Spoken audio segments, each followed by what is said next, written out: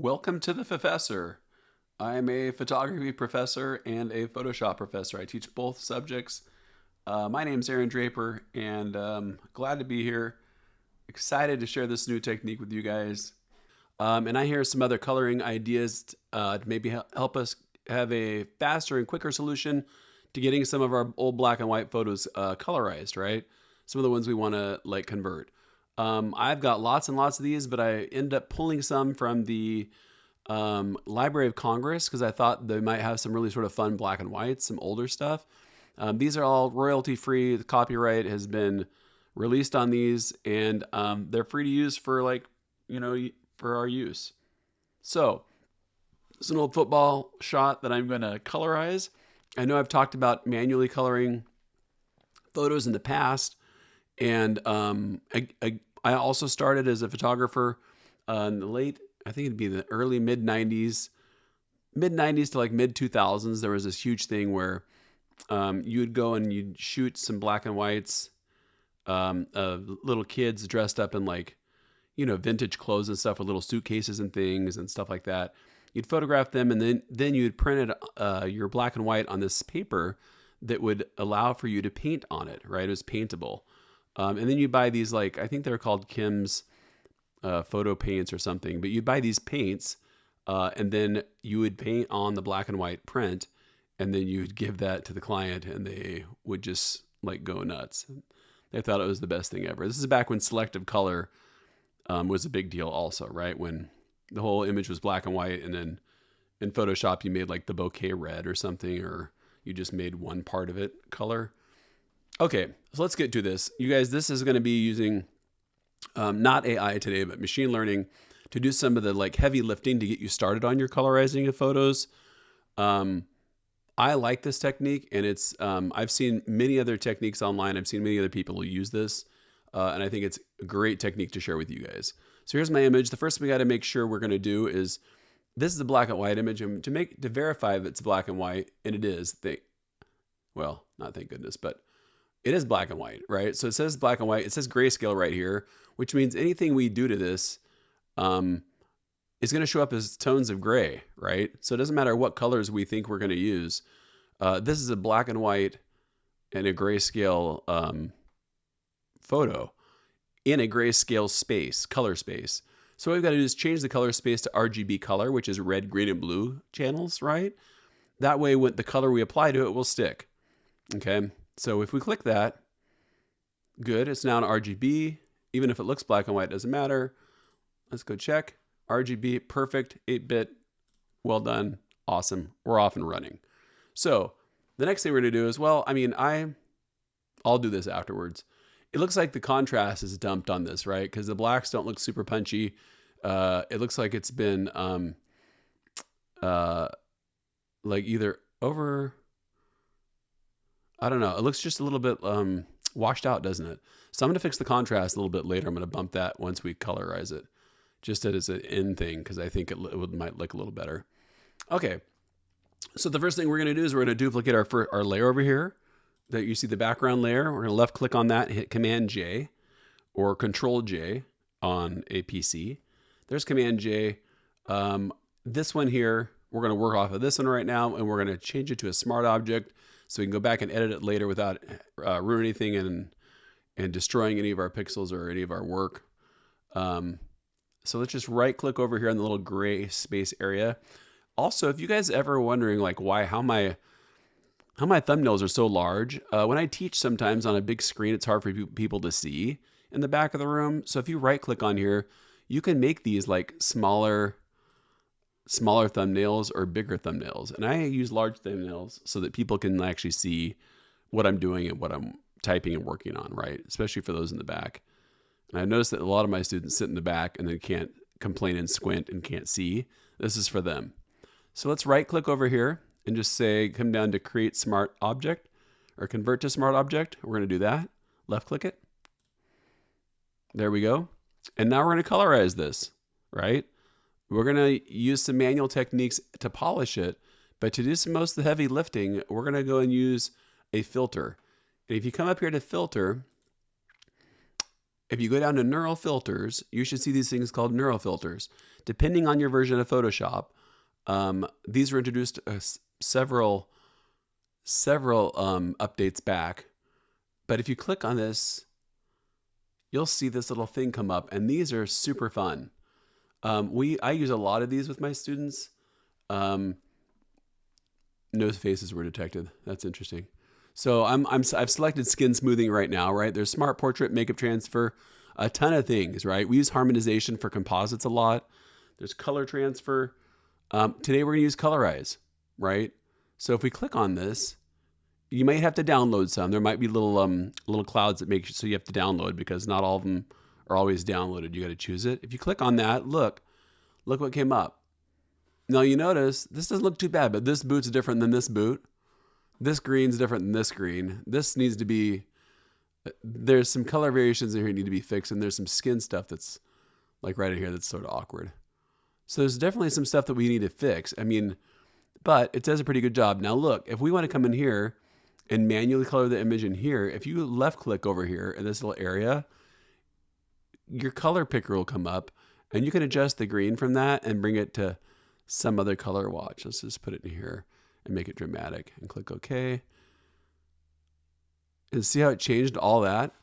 You can start making changes and stuff in here if you want, or you can just do it in Photoshop, open it up in Photoshop is what we're gonna do. Okay, so let's just say OK. Here we are. We're going to call this our base layer. And then to colorize it and change the color, the things we're going to do, we're going to put a layer on top of this by coming down here and creating a new layer. It's a little plus signal. If you just left click this, there's a new layer up here that comes up on top. And we're going to call this color. Okay, because that's where we're going to be doing all of our coloring. Not to mention, that's also going to be the blend mode. So if we come right up here where it says normal and go down to color, down at the very bottom, left click that. And now our blend mode for this is color. So let's get into a little bit and see like this patch right here. I feel like this needs to be light blue, right? There's some things we need to fix. So let's get to that. Now, how do we do it? Well, we do it with our brush tool, number one.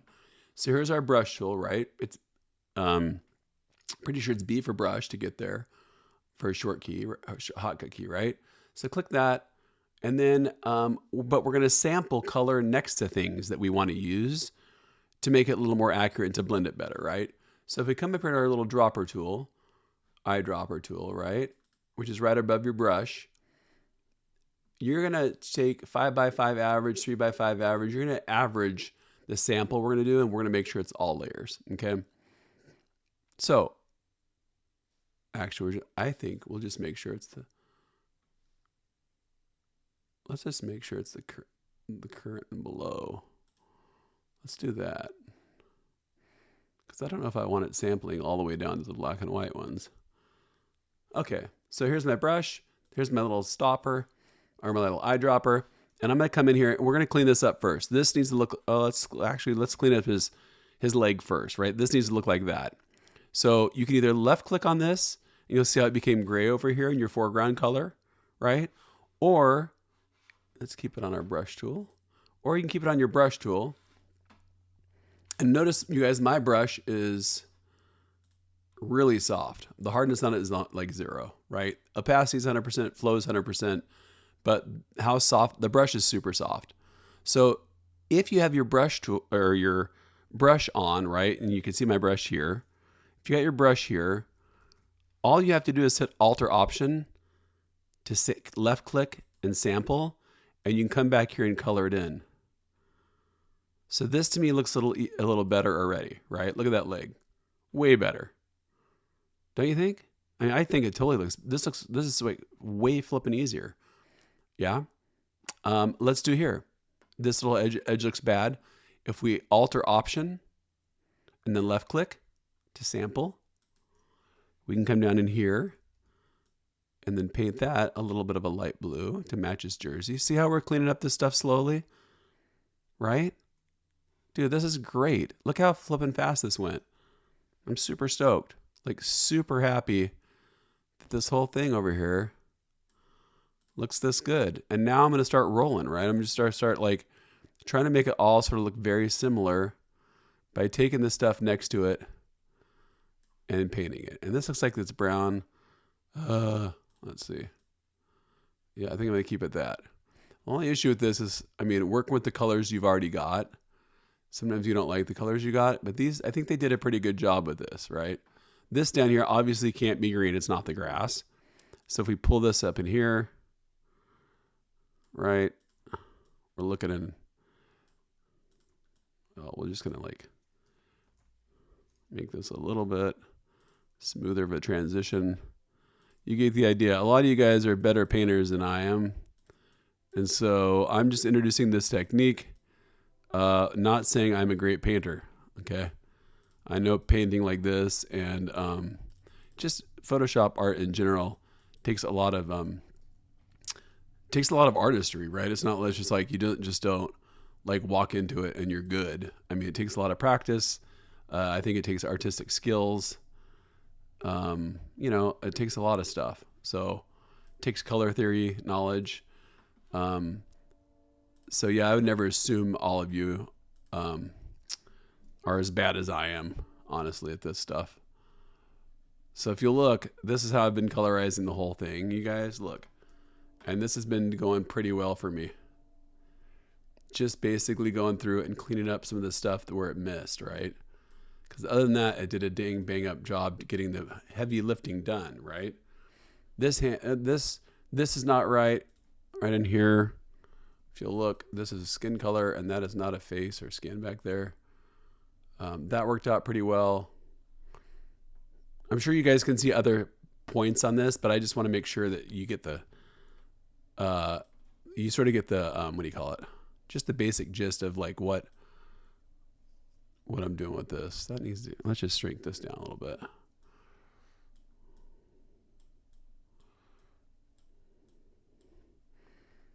That looks pretty good. And then I need to do the last boot. I might leave it like this. I think I might like this color on this boot. And I just like the contrast of it also looks like it should be leather. And plus I've used a lot of blue in this, you know. That looks a little bit too bright. I'll have to tone that down later. Yeah, but other than that, I mean, this looks pretty good, you guys, right? I mean, for a starting point and a one-click option to get you going and, rolling, I think this looks pretty good. The grass is atrocious. Like, honestly, the grass needs to be all desaturated a little bit and probably made more of this color, I think. And I just pulled the color from over there. See that? Just basically going through it and taking this nasty green, like phosphorus looking, I don't know, like radioactive spill over here. There, that looks way better. There, you guys can see it, yeah. Right? Doesn't it look way better? Yeah. So this was a little more of a difficult photo to do for machine learning. I'd fix the hair too, you guys. The hair looks a little bit orangey also, but you get the idea. I wanted to show you guys what happens when, well, I want to make this, I want to adjust the contrast on this a little bit too and just push this down a little bit to make it, yeah, I'd make the blacks a little deeper. Anyway, I wanted to show you guys, my bad, I got totally distracted. I wanted to show you guys what it looks like when all things align and everything looks great. This is a photo I pulled that looks super vintage, and I'm not sure even, it's late 1800s, I'm pretty sure. And again, this is a Library of Congress photo I pulled to use with you guys. It looks like this looks sort of a sepia tone. So it looks like it looks like it's an RGB channel already. I can always check real quick here too, and it is. This is already RGB color. It's not grayscale. So we'll look at what happens when we change it to grayscale. Let's sort of just auto quick adjust this and see what that looks like. I just auto leveled it, y'all, by hitting Command Shift L just to auto level all the thing, which this is just a quick dirty way to change all the levels of blacks, grays, and highlights and stuff. And I think it looked prettier for how we're going to do it. So here's Command J again. We start off Command J, right click, convert this to a smart object, and then we're going to go up to filter, neural filters. Don't hit this one. Don't be confused. Whenever you guys use a filter of any kind, the top thing up here is not one of these filters. It is the last filter used. Okay, it just reapplies the last filter you did, and it gives you a short hotkey key to do that, right? So go down here to neural filters, and we're going to click Colorize. We're going to get off there. Oh, did I change that to? Oh, you know what? Hold on a second.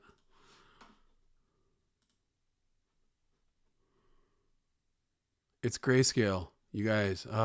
You got to have it color. And I made it a smart object. Let's just do this. Oh, God. Let's just take this off. Here. Command J.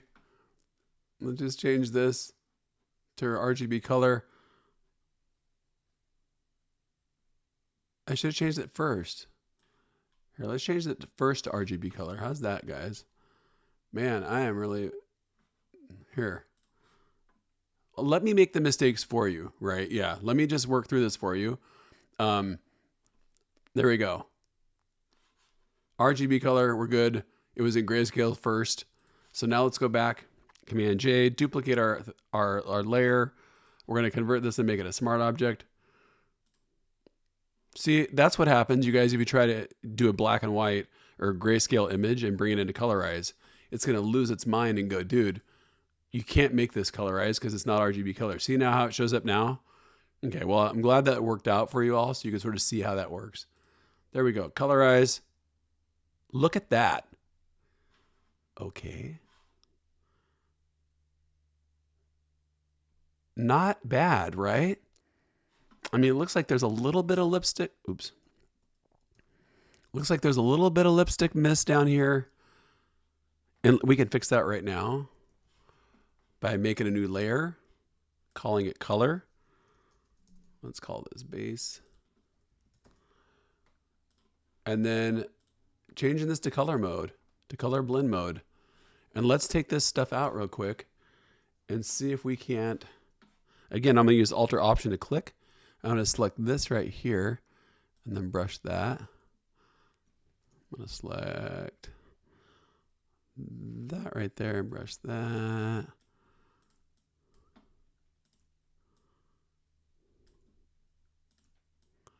And just sort of gently get that lipstick off her mouth because it bled the lipstick into her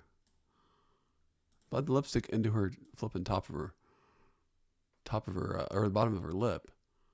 That looks pretty good. Oh my gosh, you guys. Doesn't it look good? This looks really flipping good. I mean, yeah, you need to remove some like hairs and some tears and stuff on there, but oh my God, in terms of color, this looks fantastic, right? So that's it, you guys. That's how to get it quickly colored, and then go ahead and adjust the colors that you've got and change the colors if you don't like them. Like let's say, for instance, you don't like Photoshop's job and you want this part of her corset or her dress to be more of this color. Well, here we go, right? Let's just go here and Alt, click at orange, make my brush big, and then come in here and you can now paint that a little more orangey or pinky. If you didn't like how Photoshop did it, right?